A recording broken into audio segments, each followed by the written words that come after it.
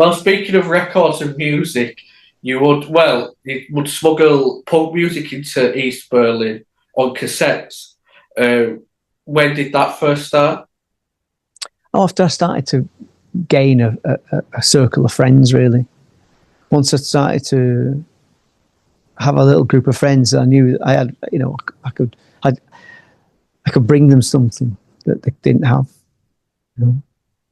So I smuggled in a cassette just so of music that I was listening to, of all the different kinds of music that I was listening to, not just of Joy Division or Sisters of Mercy or something, like all the kind of music, all the different kinds of things I listen to, film music and underground American disco music, all different things. So they get a wider overview of the kind of music that was available in the West that they couldn't hear on the radio, really, or see on telly.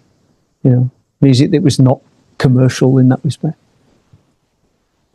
I just wanted to broaden the horizons of my friends. Did you ever nearly get caught?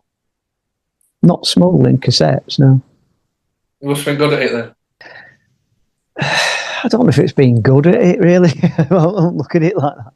I was just lucky that they didn't on the given days when I decided to smuggle, because I didn't smuggle every single time I went over. I didn't smuggle every time I went over a cassette or anything. But on those given days when I would, I was just lucky that they didn't search me. What would have happened if you did get caught back then? It depends, I suppose, who it is who's caught you, really, as to how much of a pest they consider you to be. I could have just been like kicked out and never been allowed back in, or they could have taken me somewhere else. You know what I mean? There was no way of knowing, and there was no way I wanted to know either.